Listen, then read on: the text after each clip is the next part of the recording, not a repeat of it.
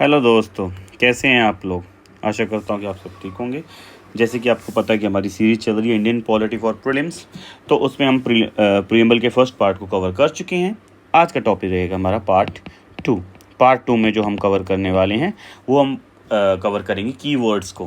Right, keywords जो preamble के अंदर दिए गए हैं। जैसे सबसे पहले सॉवरिन, सबसे पहले ये we the people of India. मैं आपको यही समझाता हूँ। We the people of India ये इंडिकेट क्या करता है? ये इंडिकेट करता है ultimate sovereignty of the people of India.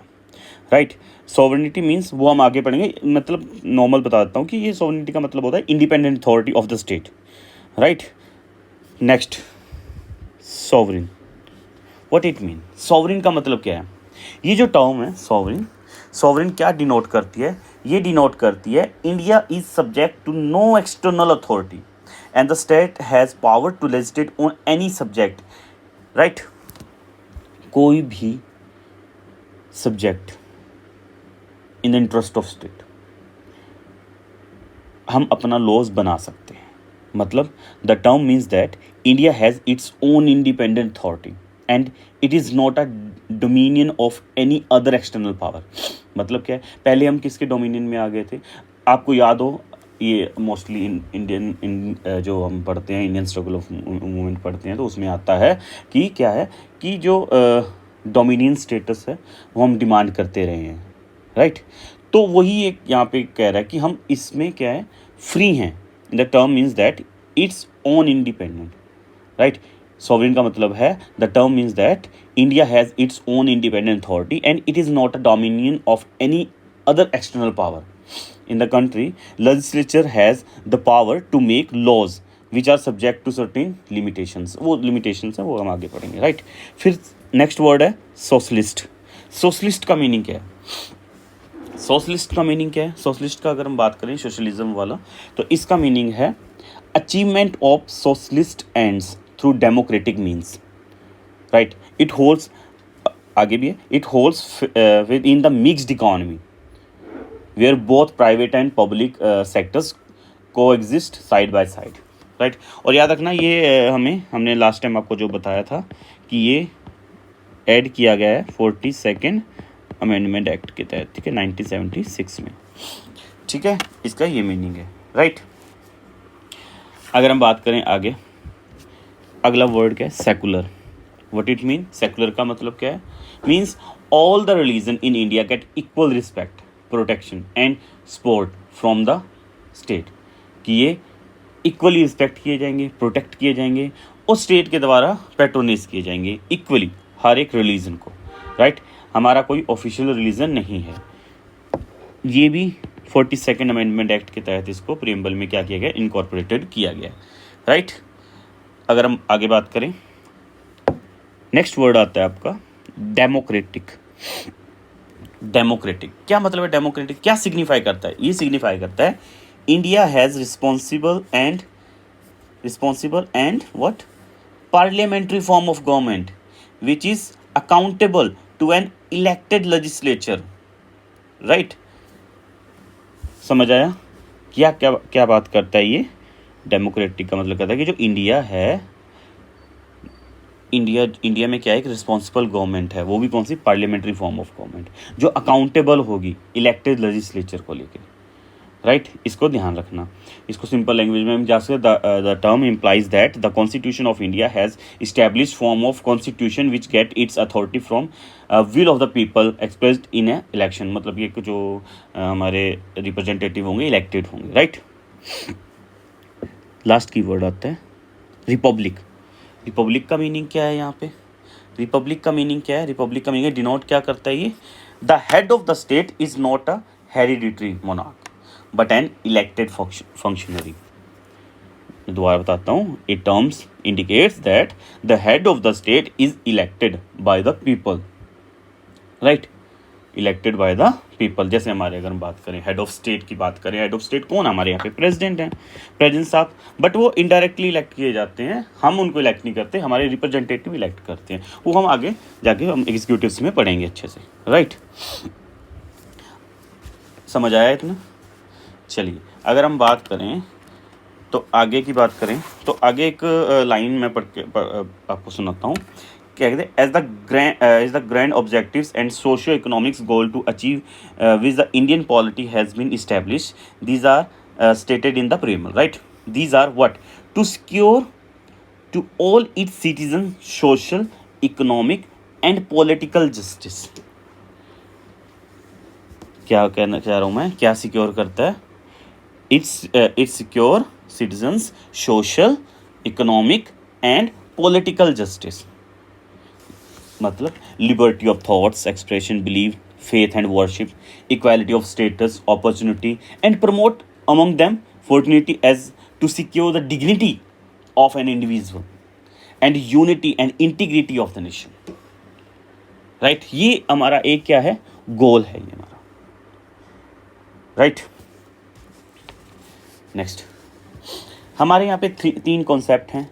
तीन कॉन्सेप्ट कौन से? लिबर्टी, इक्वालिटी और फर्टर्निटी. अच्छा ये किससे लिया गया? हमारे फ्रेंच रेवोल्यूशन से लिया गया.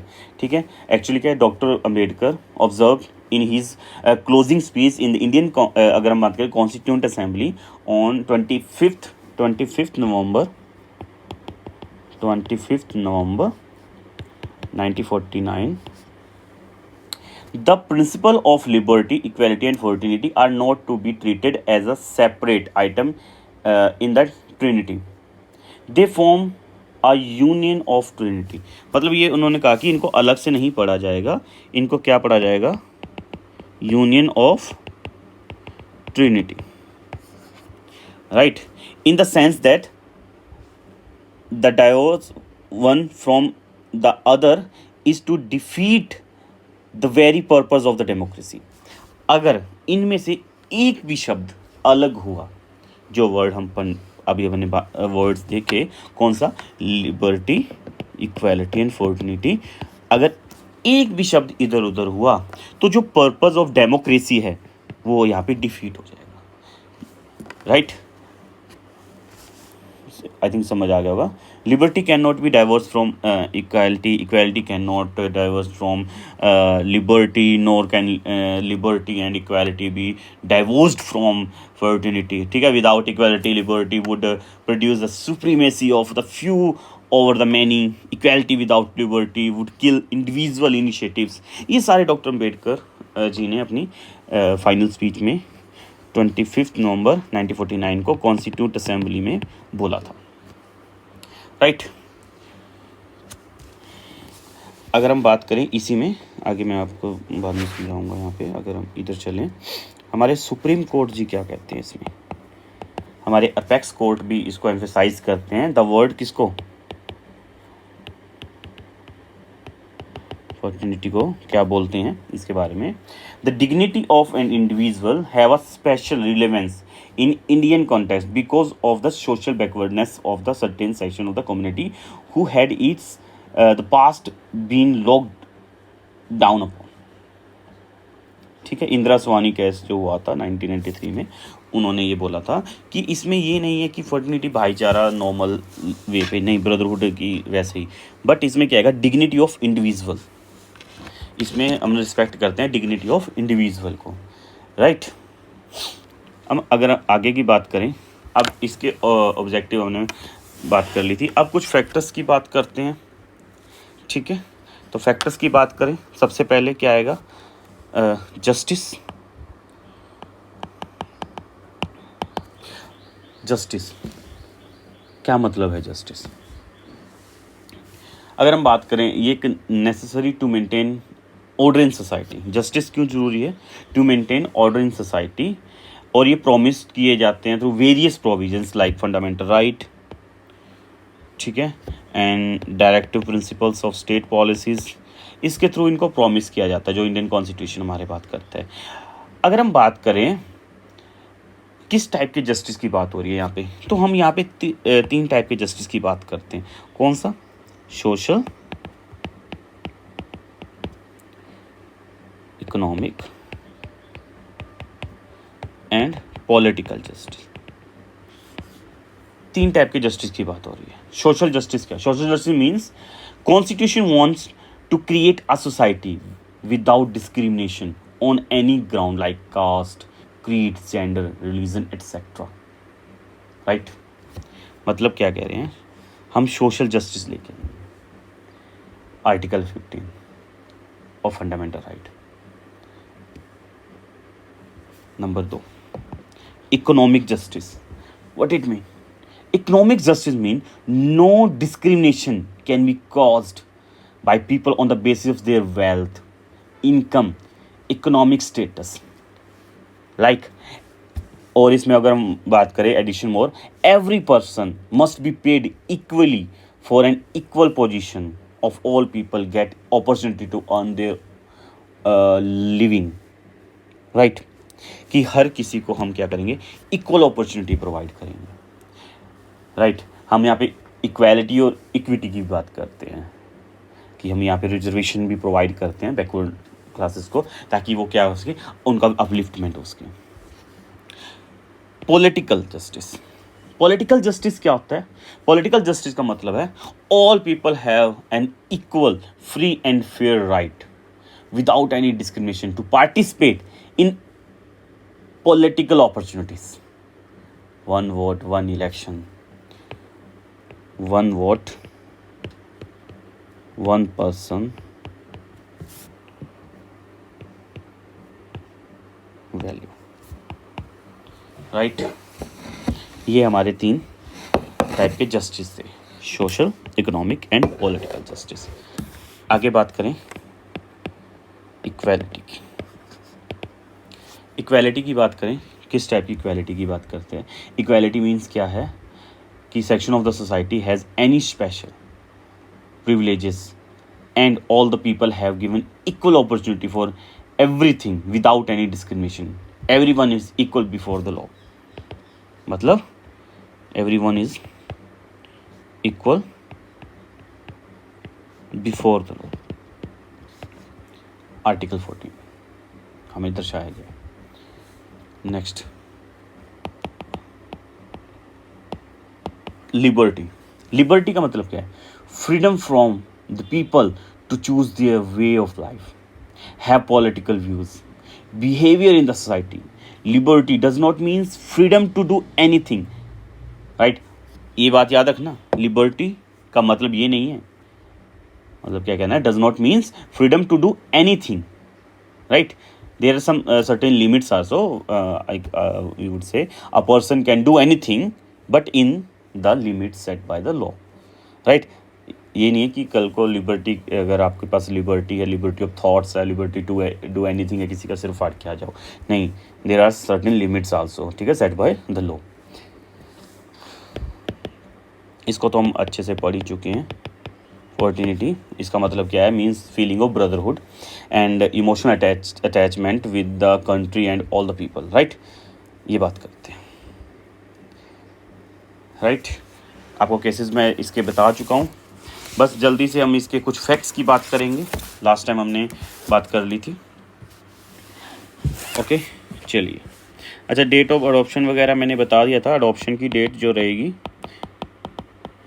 अडॉप्शन की डेट थी नवंबर 26, 1949, और एनफोर्स्ड कब हुआ था आप सबको पता ही होगा, 26 जन 1950। कुछ आर्टिकल ऐसे थे जो पहले ही हो गए थे, ठीक है। और याद रखना, mind of the constitution makers is reflected in the preamble. ये क्वेश्चन भी आया हुआ है आपका, प्रीवियस ईयर क्वेश्चंस में भी हम पढ़ते हैं। राइट, ओके, चलिए। अच्छा, एक दो चीज़ें और थी इसमें बताने की कि कुछ लोगों ने इनके बारे में क्या कुछ बोला। अगर हम बात करें, सबसे पहले के.एम. मुंशी जी की बात करें, जो के.एम. मुंशी जी थे, वो ड्राफ्टिंग कमेटी के मेंबर भी थे वो, ठीक है। उन्होंने क्या बोला था? Preamble is horoscope of our sovereign democratic republic.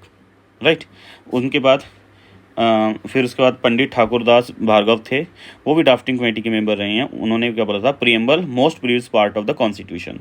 Right, soul of the constitution, key to constitution, jewel set in the constitution. Right, इन्होंने ये बात की थी। और एक नाम और बता देते हैं, तो सर अर्नेस्ट बार्कर, इन्होंने क्या कहा था? ये इंग्लिश पॉलिटिकल साइंटिस्ट थे। इन्होंने एक बुक में बताया था, principle of social and political theory, ठीक है, उन्होंने बोला था की note to the constitution, right. इनको याद रखना इसके बारे में। तो ये ओवरऑल प्रेम्बल आपका हम पढ़ रहे थे विद, हमने फैक्ट्स पढ़े, जिसमें हमने केसेस की बात करी। बेरोवारी केस था 1960 वाला, Kesavananda Bharati case 1973, LIC of India case 1995। इनमें याद रखने की बातें हैं, राइट। अमेंडमेंट भी है, हमने देखा था कौन सा amendment, 42nd constitutional amendment act 1976 पढ़ा था हमने, जिसके अंदर आपको अलग अलग जो बताया गया था क्या क्या इसमें ऐड किया गया था। हमने सोशलिस्ट सेकुलर जो वर्ड्स हमने इसमें ऐड किए थे, ठीक है, इनको ध्यान रखना। और अगर हम बात करें कि एक क्वेश्चन भी आया हुआ है, the preamble of the constitution of India is, तो ये प्रीवियस ईयर क्वेश्चन में पूछा गया था, इसका आंसर था a part of constitution but has no legal effect independently of other part. ये 2021 का प्रीवियस ईयर क्वेश्चन है, इसको ध्यान रखना, ठीक है। चलिए धन्यवाद, नेक्स्ट टाइम मिलते हैं नेक्स्ट वीडियो के साथ। Thank you so much.